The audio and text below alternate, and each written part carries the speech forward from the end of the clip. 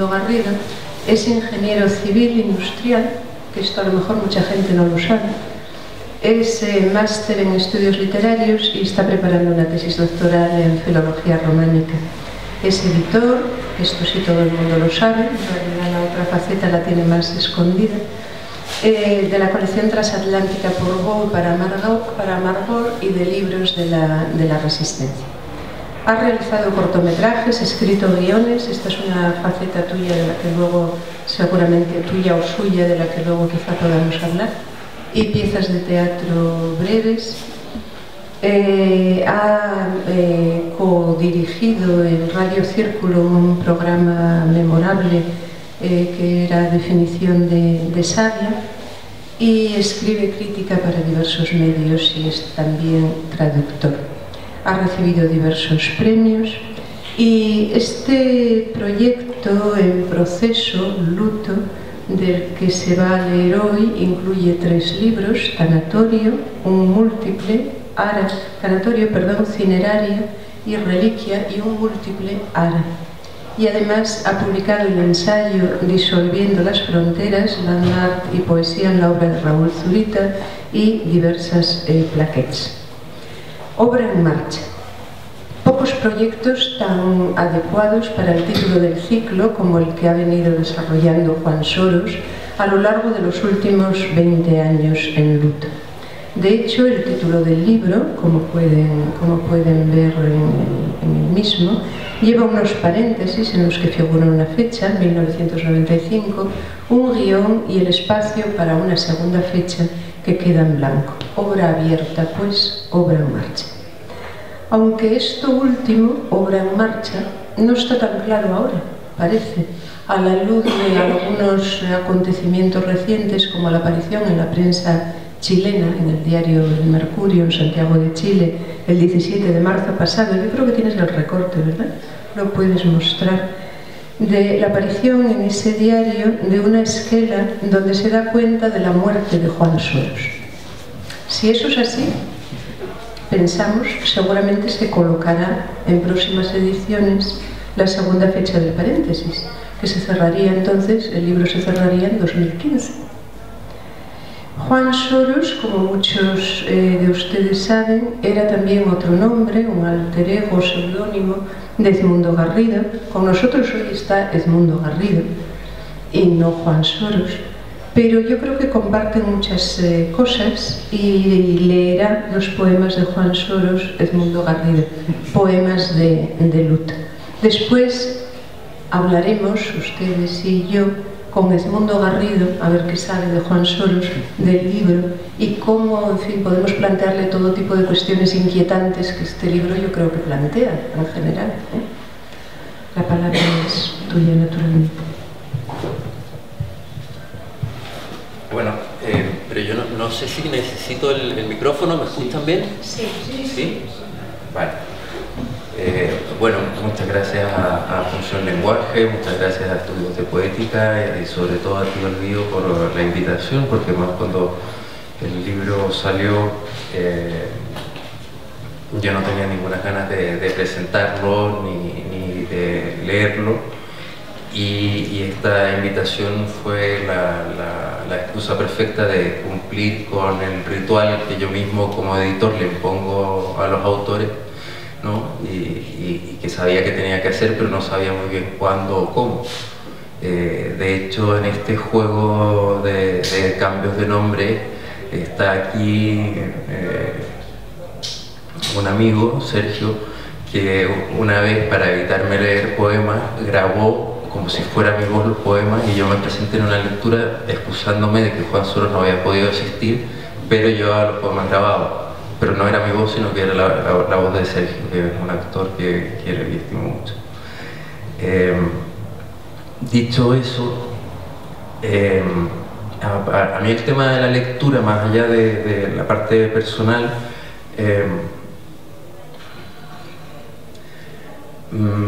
digamos que no me interesa mi lectura.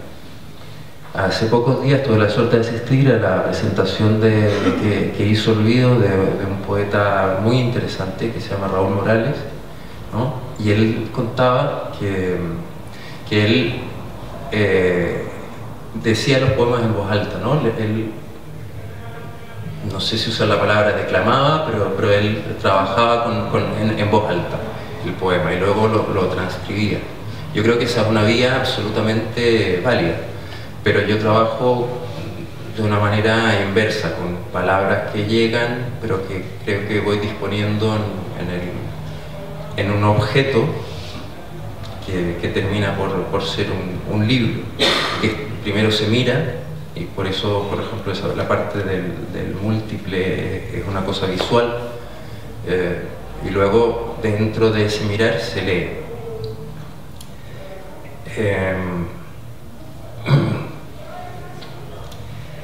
Como tengo que leer, voy a explicar un poco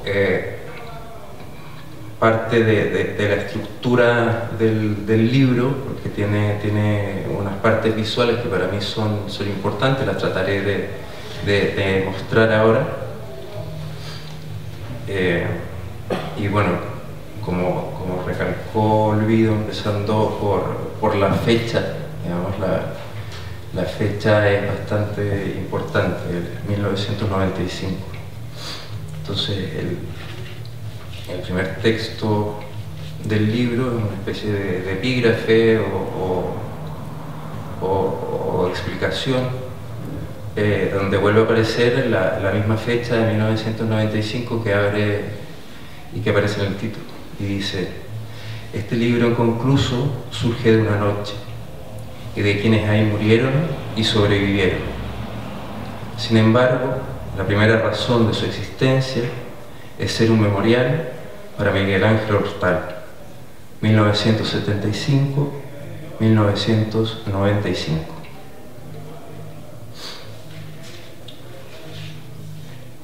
Después de ese texto introductorio, lo que viene es una fotografía que yo creo que no se aprecia bien, además la impresión no es muy buena, que es una fotografía de una cicatriz que tiene forma de letra. Esta fotografía la hizo Marta Sparren, que es una artista, amiga, colaboradora. Luego yo le pedí a ella que hiciera el trazo de la cicatriz, que yo interpreto como una letra PET del alfabeto hebreo, ¿no? Entonces esta letra PET, que es una cicatriz que está en mi cabeza, es la primera letra del libro y se inscribe un 23 de febrero de 1995, hace 20 años y 2 meses exactamente.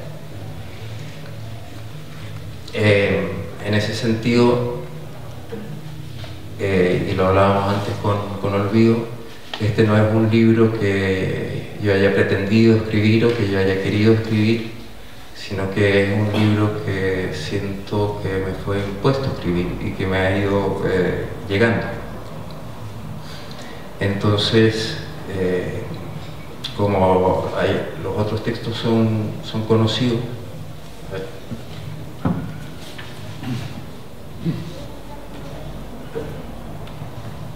voy a leer solamente el primer texto, ya propiamente texto, también fechado,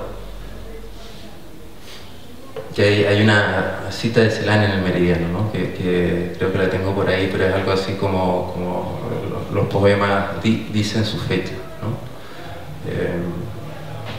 Entonces voy a leer el primer texto, luego uno que me parece importante del segundo libro, que es Cineraria, y ya luego una selección más extensa de los inéditos. Moneda de los Muertos, 28 de febrero de 1995. Hoy llegué a mi casa. Hace 5 días tú llegaste a casa. Yo, Caronte, te llevé.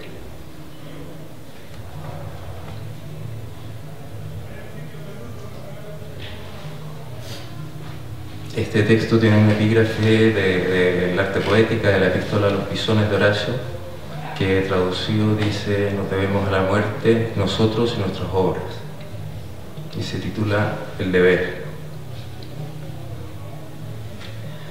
No vestí tu cadáver, no te recosté en el cajón, no excavé tu fosa, no pronuncié tu responso, no cargué con tu ataúd, no te cubrí con tierra, no grabé tu epitafio en una lápida. No hubo y no habrá nunca tiempo. Solo logré llegar a este páramo con una losa ras de suelo y tu nombre sobre ella. Y aquí estoy, perdido.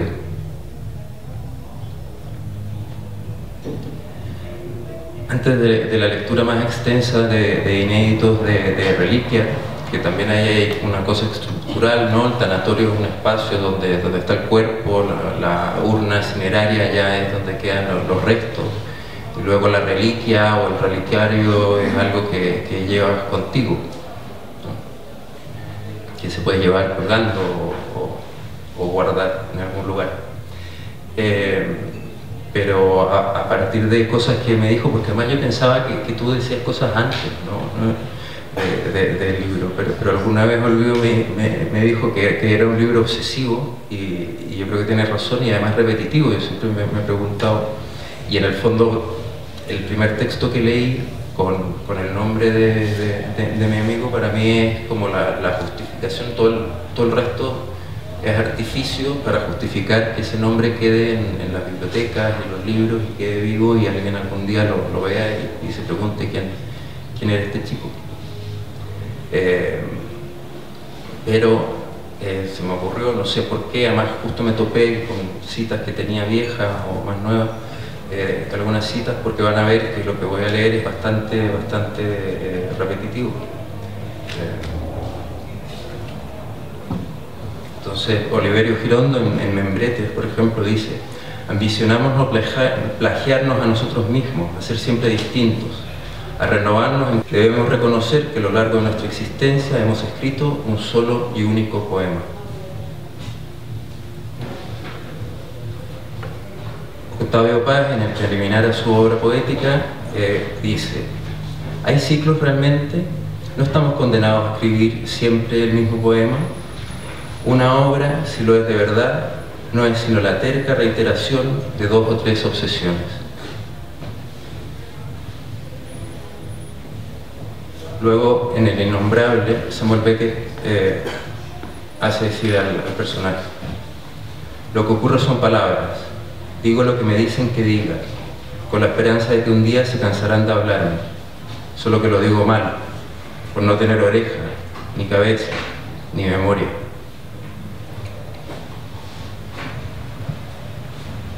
Luego está esta otra más conocida, más famosa, que dice: da igual, prueba otra vez, fracasa mejor.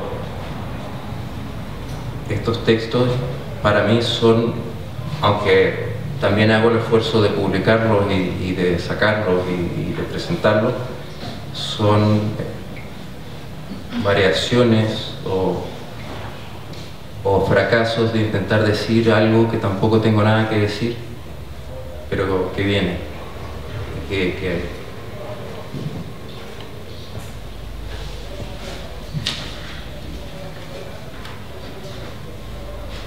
el epígrafe de Reliquia son unos versos de la Eneida de Virgilio que dicen: ¿qué Dios podrá ahora explicarme con versos tanta desgracia? Quiebra tiniebla, piedra negra, 15 velas, tenebrario, decir no a nadie en silencio.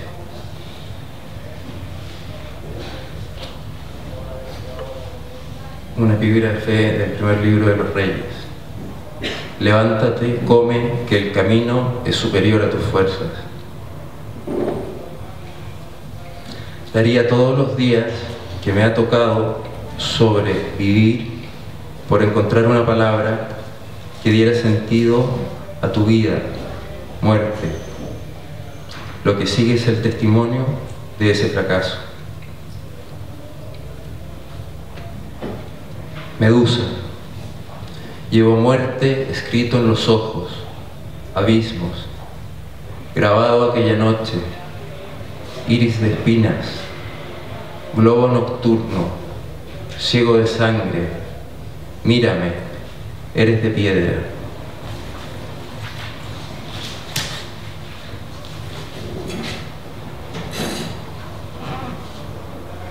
Vago inventando cruces y cruces, sin reconocer la mía. Vago siguiendo un camino, sin saber a quién sigo. Cargado de madera, no la vendo, no la quemo. De la caída, no me he de levantar. De la fuente de la vida recogí cenizas, manos ahuecadas, solo cáliz, que traigo a ti, ofrenda, la más luctuosa.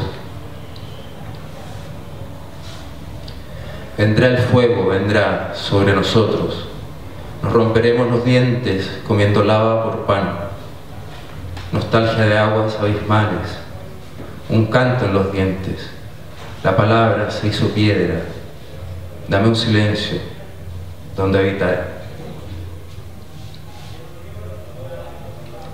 Llorar en silencio es difícil, se llora para ser escuchado, no llorar. Esta palabra güera, cineraria, todo el don que tuve para dar en sacrificio. Memoria, 23 de febrero de 2006.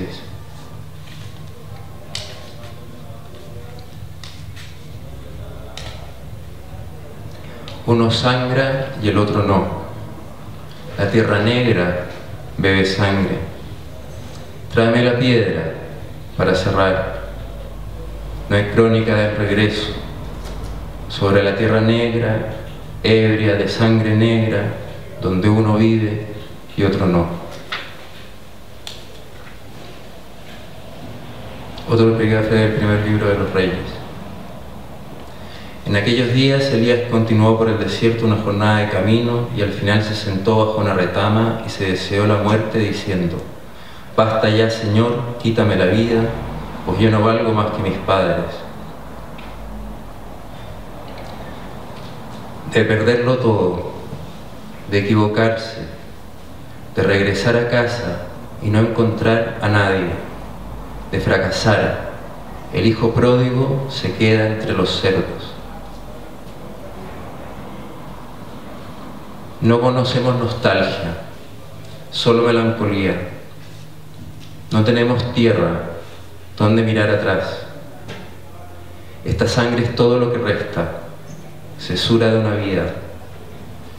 En la noche observa el llano en llamas, no heredamos más.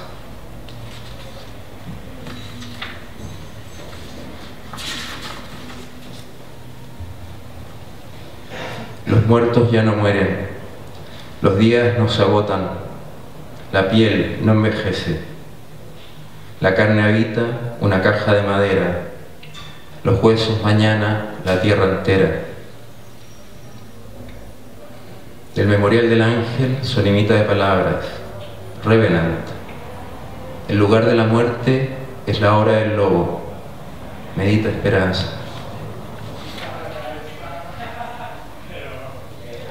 Nunca logré regresar, ciego, un bastón. Recuerdo la noche, un lugar en la noche, haces de luz, un camino de tierra, el pozo de la noche, una noche sin fin, venda en los ojos. Nunca logré regresar.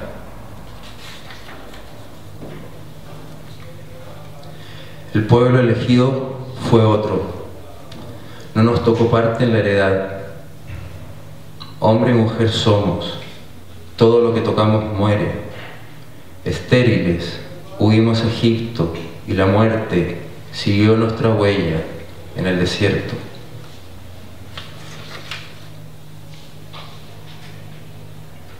Caja Mallarmé, con referencia al escultor Oteiza. Mete tu cabeza, todo está negro. El vacío se traga los versos.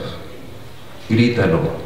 Grítalo ya, no te moderes, por mi culpa, por mi culpa, por mi gran culpa, sin eco.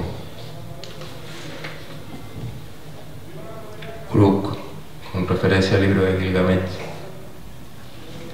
Erige una muralla memorial, su cimiento la losa sobre la tumba oscura de tu amigo. Olvida la flor, flor de la inmortalidad, robada por la serpiente. Erige una muralla, el primer ladrillo, este libro.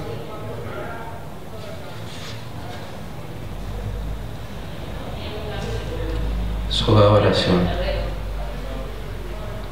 con una epígrafe del primer libro de los Corintios que dice: muero cada día. A cada palabra un paso, vagando por los caminos. A cada oración un nudo, rodeando la garganta.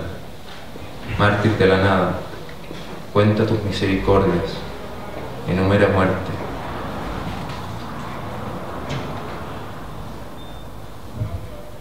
El sueño no tiene ninguna relación con la muerte. Te lo digo yo que he muerto. El sueño es olvidarte, nada más. Te lo digo yo que no sueño. La muerte está más allá del olvido. Te lo digo yo que no olvido.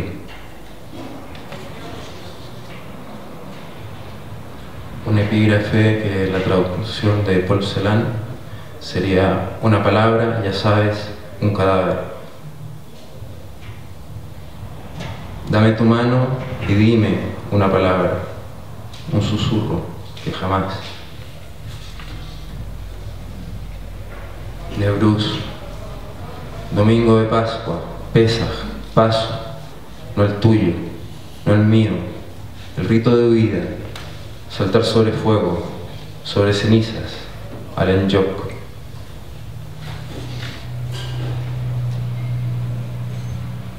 Otro epígrafe de la Eneida de Virgilio. La única salvación para el vencido es no esperar salvación alguna.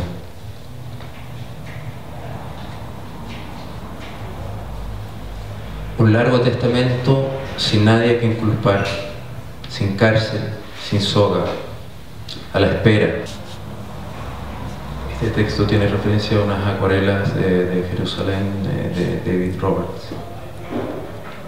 En la ciudad de 7 puertas, solo por una quiere pasar aquel que trae la salvación. Solo una he clausurado, puerta de la misericordia. 23 de febrero de 2008.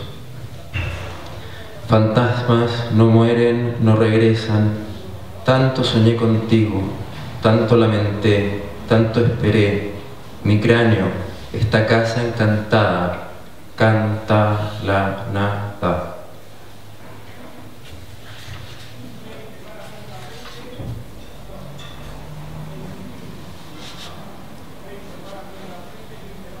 Otro funeral, todo regresa.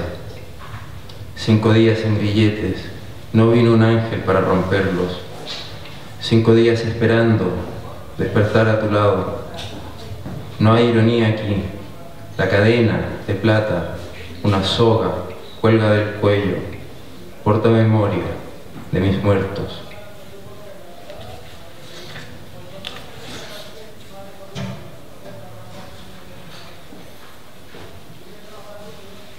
Este poema, aunque no lo ponga acá, debería estar dedicado a mi amigo Miguel Ángel Gara, porque estuvimos juntos cuando vi esto. No hay estrellas en el cielo, sino lestrigones y cíclopes.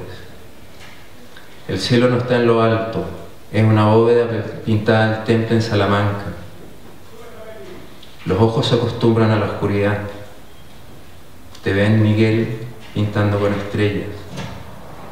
Ni con una escalera te podría alcanzar.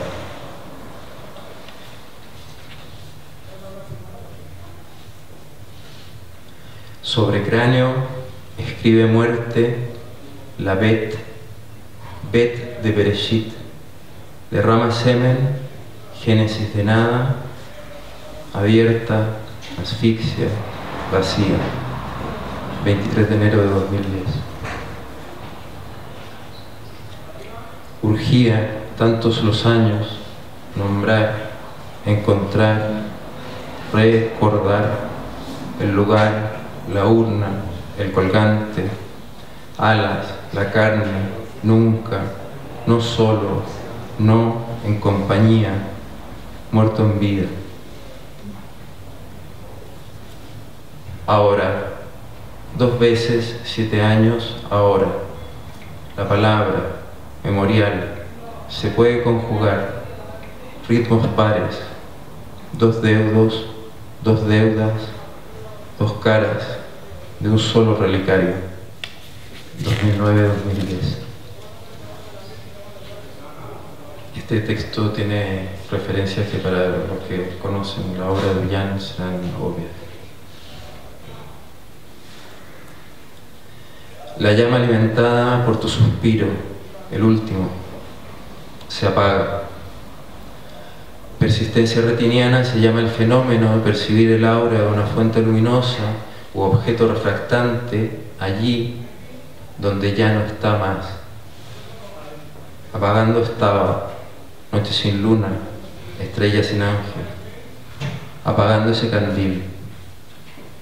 No era casa, no daba hospedaje, no caminaba, no estaba enfermo, muerto, no hubo amor, muerto, en mis brazos la piel tibia, el aliento, alimentando, el candil.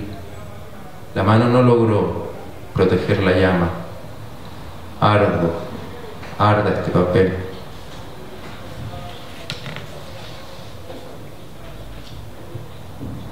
Esta es una especie de síntesis del texto anterior. Hay un candil, presupone la ventana, presupone la casa, negro, no la casa, otra, donde no vamos, donde no regresé. 23 de febrero de 2010, en memoria. Descendimiento, con referencia al libro Lo Real, Tratado de la Idiotez, de Clément Rousset. Apaga la luz. Regresa el calor de tu cuerpo sobre mi regazo, tu aliento cortado, mi mano ensangrentada sobre tu pecho tibio, los latidos, tu último suspiro, el frío, la oscuridad, la ausencia de lo real, oscuro aún.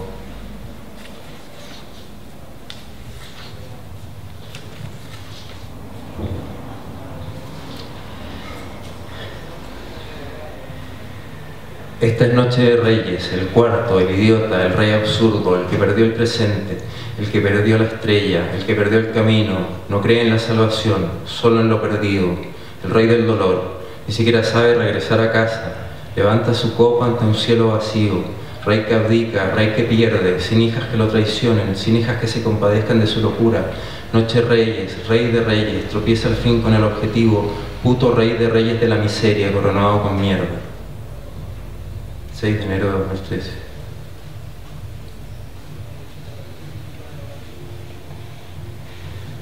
Nunca soñé contigo, no pierdes tu realidad. Nunca soñé contigo, nunca grité tu nombre al despertar de terrores nocturnos. Nunca caminé sonámbulo hasta tu vieja casa. Nunca regresé al camino, al lugar de tu muerte. No había salido, sé por qué no amanece. Y de súbito noche.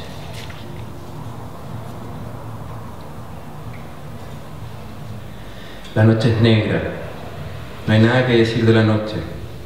Podría hablar sin fin sobre la noche, describir una noche, sin fin y sin objeto, sin sentido, noche detenida, noche perdida.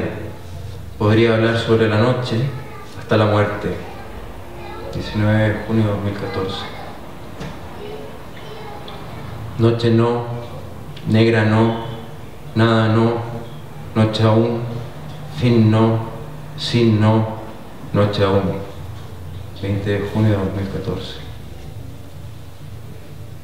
No hay nada que decir, ni muerte ni vida. Nostalgia es el dolor de la proximidad de lo lejano. Nada que decir.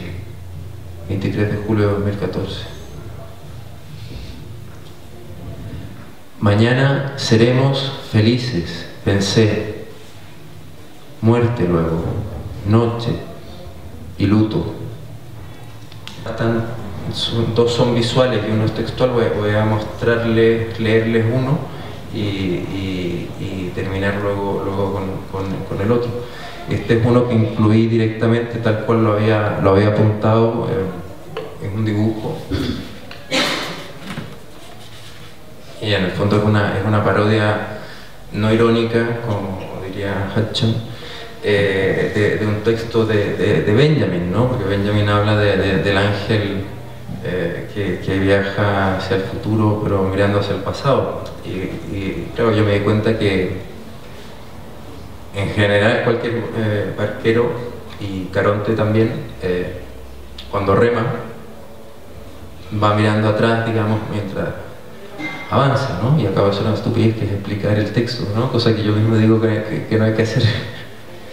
Pero bueno, el barquero avanza hacia el futuro con su vista fija en el pasado. Lleva en su barca al muerto, que solo ve la otra orilla, el ángel muerto. Acá atrás quedan los campos en llamas. El agua es negra, la isla está desierta. Hubo una vez en que no había barca, ni laguna, ni muerte. Hubo una vez que no regresa, nunca termina de cruzar. Luego viene el múltiple ARA, que realmente con el micrófono yo creo que va a ser imposible de mostrar, pero es un desplegable, recortable, con unas figuras geométricas, que son las 5 figuras clásicas pitagóricas, y más el desarrollo del poliedro que aparece en el grabado de la melancolía de Durero, que es un poliedro irregular. Solamente les voy a leer las instrucciones de uso de estos recortables, que sería el cubo, por ejemplo, ¿no? Entonces, modo de empleo: 1, recortar; 2, pegar; 3, pegar; 4, quemar. Y el texto de explicación del artefacto es Nigredo.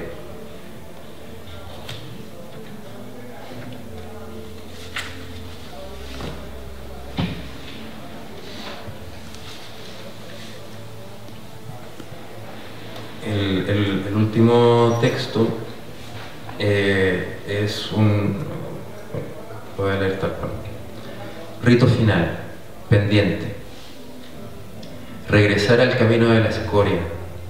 Después de cruzar el Conguillío en la barca vacía, deja atrás el volcán Yaima. Llovía, llueve. Campo de lava donde construir el ara. Toma el libro de la mano del ángel y devora una de sus páginas. Será en tu boca dulce como la miel, pero cuando lo comas amargará tus entrañas. Corta un mechón de tu pelo, mételo en el libro. Este es el holocausto, que arderá sobre el fuego encendido, sobre el altar, toda la noche, hasta la mañana. Amanece, vete, guarda memoria. Y efectivamente, estando yo en Chile, publiqué, que aquí tengo el recorte, de hecho Olvido no se lo creía que realmente lo había publicado. Son unas esquelas pequeñitas, no como estas esquelas así que deben costar una fortuna, que salen en El País, ¿no? Son como anuncios clasificados. Publiqué la esquela funeraria de Juan Soros, y de hecho, para los que tengan el libro, traje varias, porque un poco también copiando a Ollán, que incluía el soneto de Góngora en su libro, ¿no? Imprimí la esquela con un se ruega insertar, ¿no? O sea, de manera que se agrega al libro inconcluso esta muerte de Juan Soros, que sucedió en Chile, y que muerto el autor quedan inéditos, pero por lo menos ya no puede seguir escribiendo, así que con eso acaba bien. Y con eso acabo, y les voy a pedir un favor un poco raro, pero de verdad, no aplaudan. Muchísimas gracias, Edmundo, por esta lectura impresionante y conmovedora, y por este libro, no sé cómo calificarlo, yo diría que imposible. Es un libro imposible realmente. Imposible en el mismo sentido que son todos los libros de poesía. Yo creo que en el mundo actual los libros de poesía tienen algo como de imposibles, ¿no? Y necesarios, o sea, son necesarios e imposibles al mismo tiempo. Pero este libro me parece especialmente imposible, o sea, más que cualquier libro de poesía, porque es un libro, efectivamente, mantengo lo que habíamos comentado hace años en aquella primera lectura de del manuscrito, no es manuscrito, era en fotocopias, ¿no?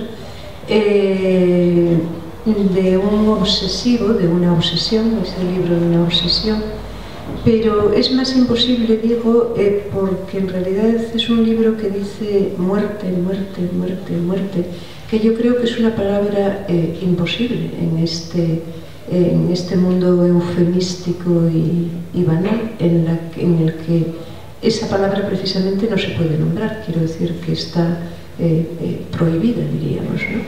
Dedicar un libro entero a eso, y dedicar un libro entero que se escribe a través de 20 años es una cosa impresionante, la verdad, es una cosa impresionante. Yo planteaba, no escribí nada para decir al principio, porque en realidad el planteamiento nuestro al crear este ciclo fue fundamentalmente el de establecer un diálogo con quien está haciendo esa obra, es decir, con el autor o la autora de la obra en marcha. Y entonces la idea era mantener una conversación, que ahora podemos mantener también con el público, con ustedes, pero sí escribí, al acabar la lectura ahora del libro, ya en papel, ya impreso, escribí unas palabras como de impresión, es decir, son unas palabras verdaderamente impresionistas, sin más interés que ese, que voy a leer para enlazar de algún modo con las palabras propias del libro, ¿no? que acabamos de escuchar.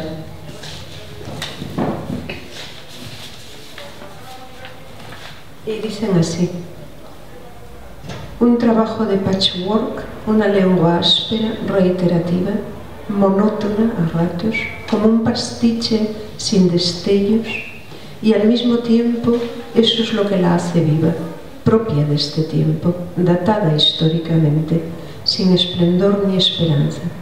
No hay exterior, hay memoria, imágenes congeladas, él, aquello, aquello ahora, ahora en aquello, y referencias intertextuales. Una materia lengua que no conduce al desaparecido, al ausente, que no conoce el mundo, que nos deja atorados en un exceso, sin visión, sin luz, como el tacto de la cera que recubre un ángel de escayola en la imagen final del libro. Mate, opaca, un memorial hecho de lenguas, un palimpsesto también, un canto a la memoria también en sí, absurda, diríamos,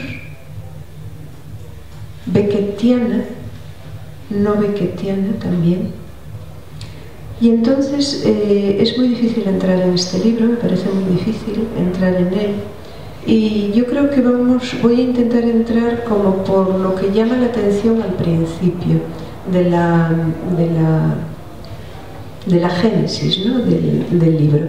Es decir, es un libro que empieza como tú leíste y explicabas, o sea, lo que me refiero es a la relación entre poesía y vida, poesía y biografía.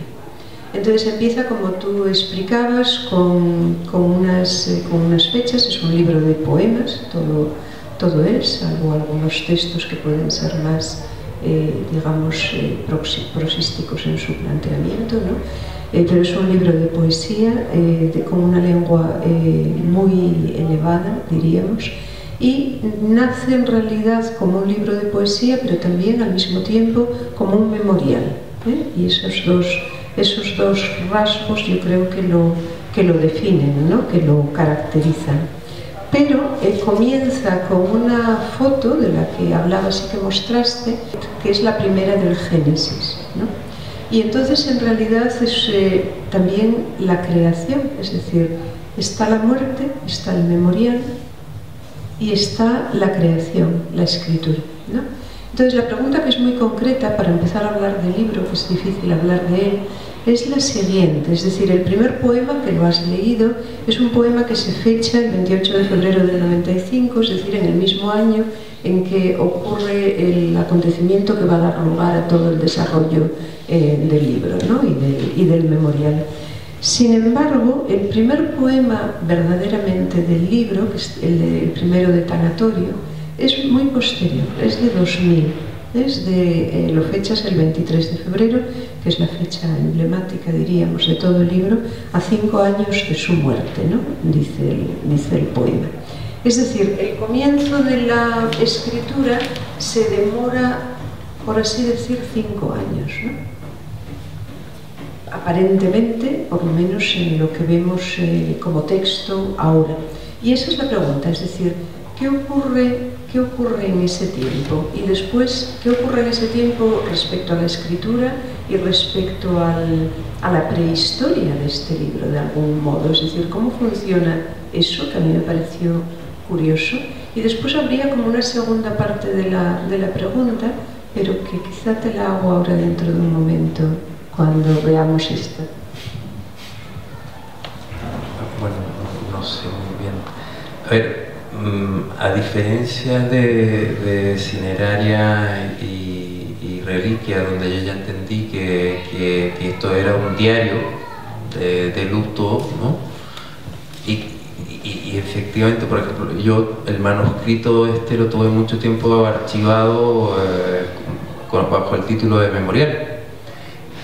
Y me tuve que convencer a mí mismo de darme cuenta de que, por mucho de que pueda cumplir una función de memorial, que espero que la cumpla, el texto no es un memorial, sino que es un luto. Entonces por eso le cambié el título. Pero el primer libro tiene trampa porque está reordenado. Está reorganizado, o sea, hay textos que son más antiguos que el que aparece ahí fechado, pero en esa primera publicación, y ya después ahora recuperar el orden cronológico, yo creo que sería incapaz. En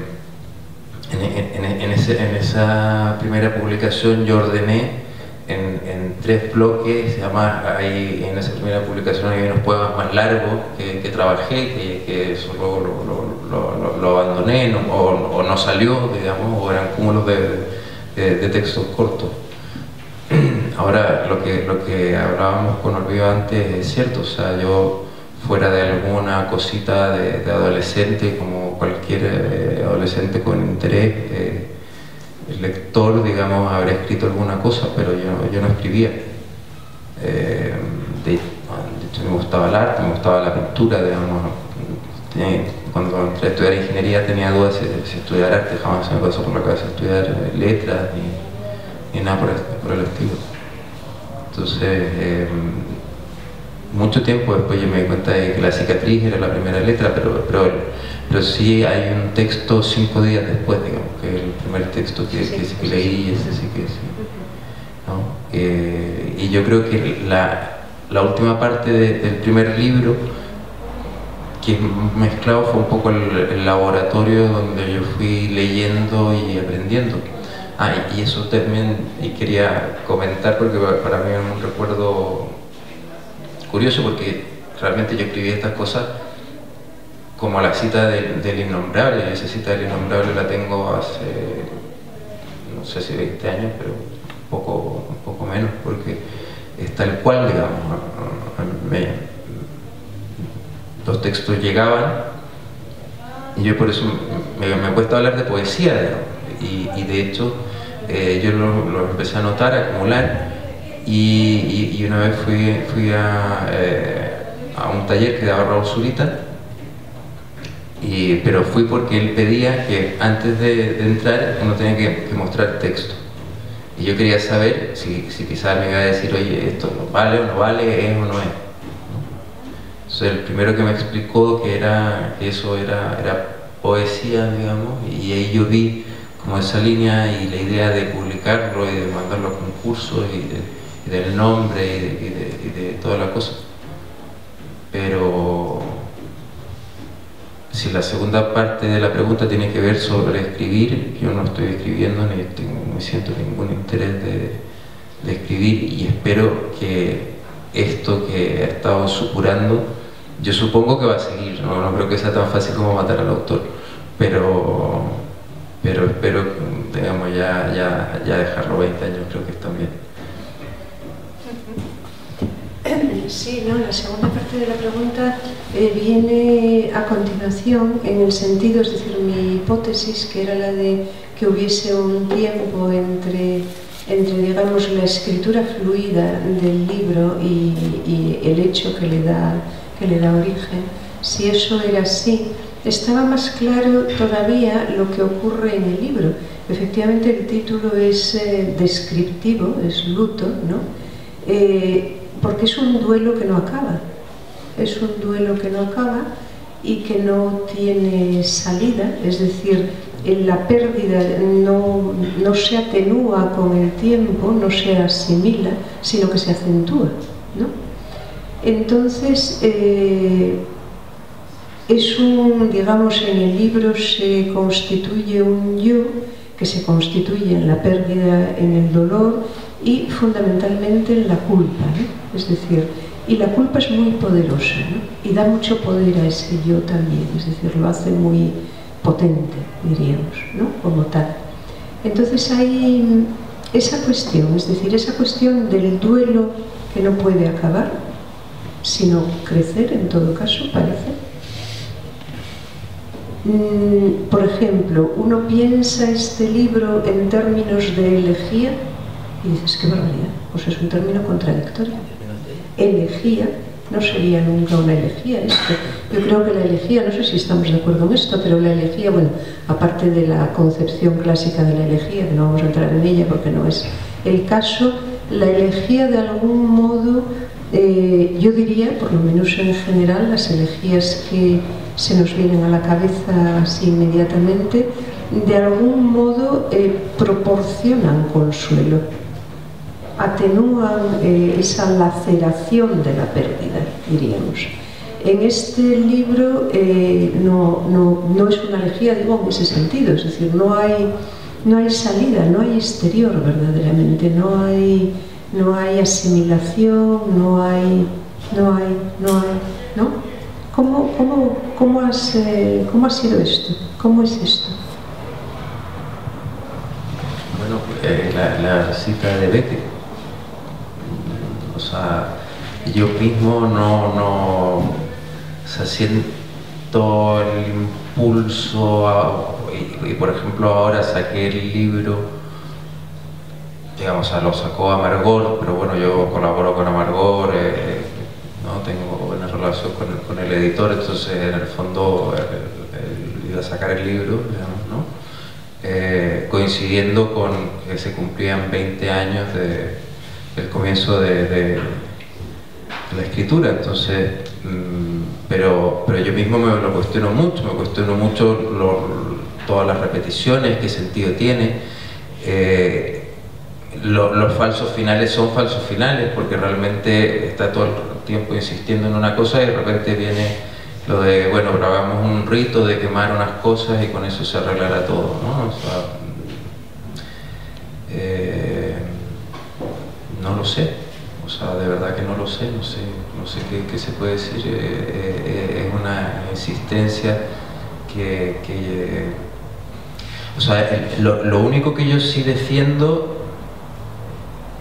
es que en el fondo, fuera del primer párrafo, todo lo demás es trampa, que en el sentido de que yo sí, o sea, aunque me cuesta mucho que las palabras llegan, yo hago luego un trabajo de corrección o de limpieza, o se lo doy, por ejemplo, también se lo doy a leer a Jordi y Marta, ¿no? Pedro, bueno, a tantos amigos que también agradezco, ¿no?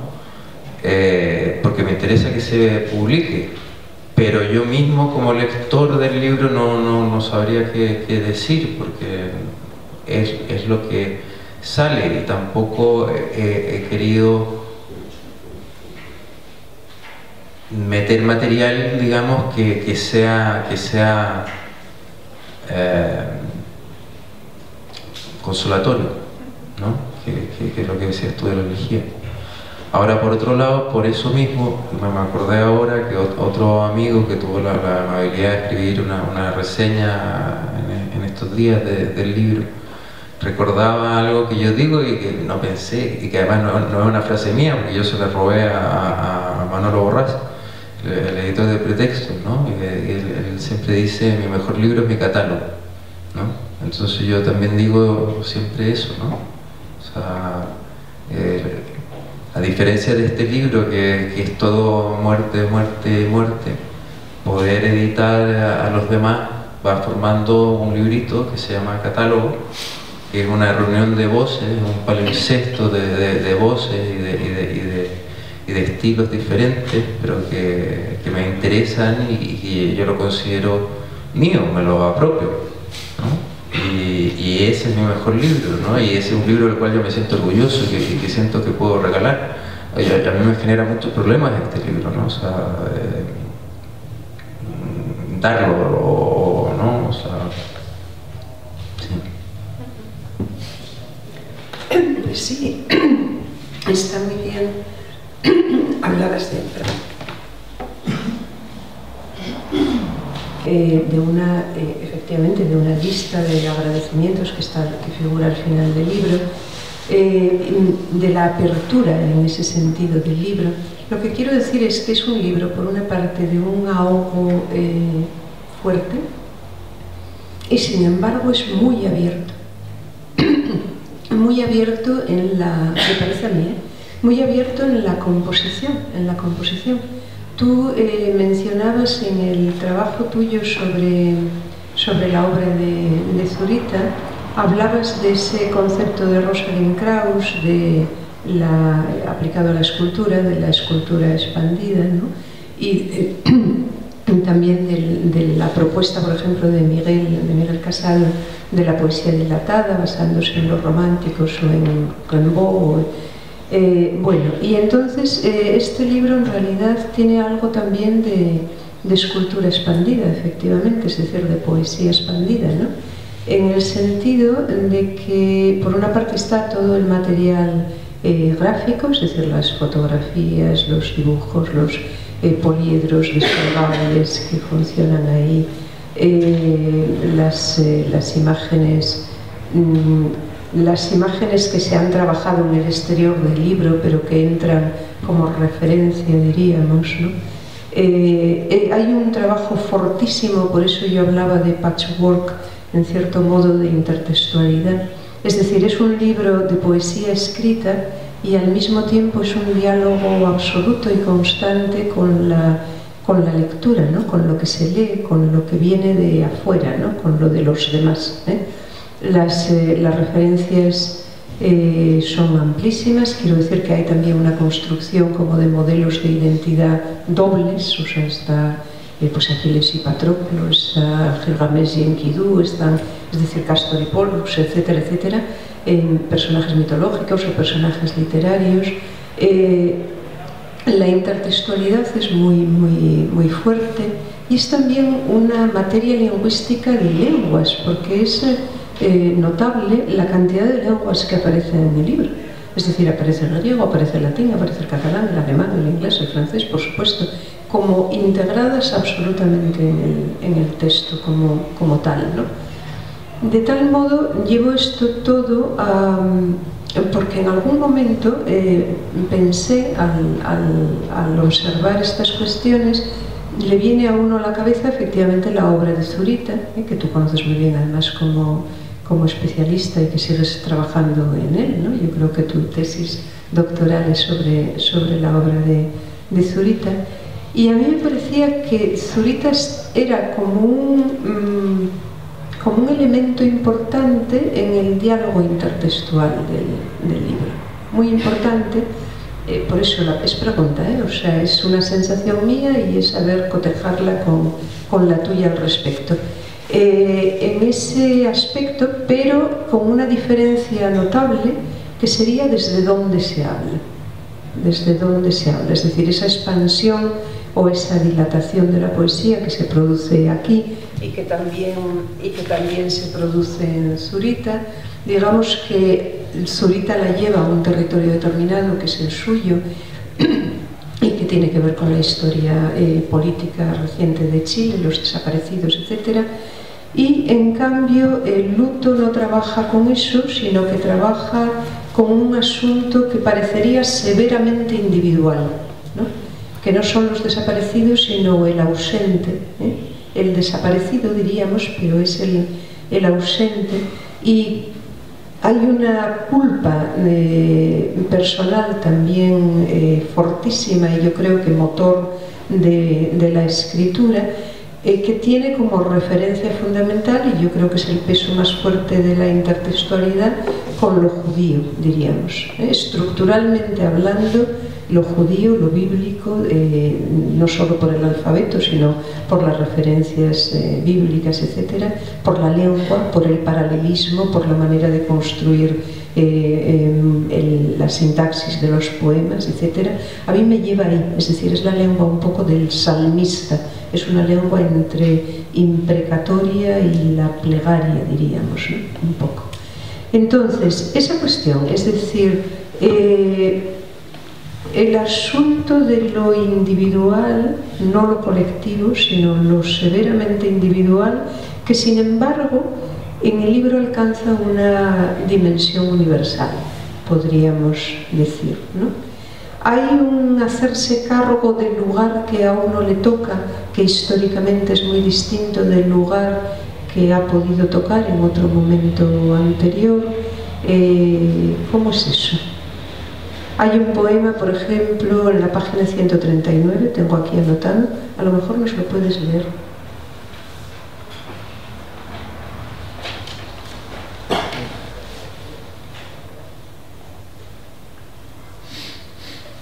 ¿No? No sé ahora mismo cuál es, solo tengo la página. 139, suma. 139, sí. De mi culpa hice oficio, de mi dolor hogar. Mi huerto es tu memoria, aquí espero la muerte. Entonces esa cuestión, ¿cómo, hay alguna, ves alguna, es decir, es completamente aventurado por mi parte y sin fundamento o no? ¿Cómo va? El diálogo en ese sentido, de lo colectivo, lo individual, los desaparecidos, el desaparecido, ciertas citas, diríamos, en los modos de trabajar. ¿Hay un diálogo en este aspecto o no? Es que yo creo que me has hecho como 5 preguntas, ¿no? Entonces, pues la que quieras. Me fui anotando lo de la intertextualidad. Bueno, que yo he trabajado mucho a partir de la lectura, lo que decías tú, y esa es otra de las trampas que yo decía antes, o sea, que en el fondo la parte del artificio, que es decir, hay una parte biográfica, hay una parte, digamos, muy fechada, pero hay que darle algo, digamos, que valide que esos textos, porque todos pueden decir tengo pena o lo he pasado mal, ¿no? Entonces ahí es la forma lo que importa, digamos, ¿no? Y no la experiencia. Y claro, la intertextualidad, si se cree en ella y no se piensa que es plagio, está muy bien, porque mientras más grande es el epígrafe de un poema en mis textos, normalmente es donde más robo de otros textos, ¿no? O sea, es casi como una forma de despistar al lector,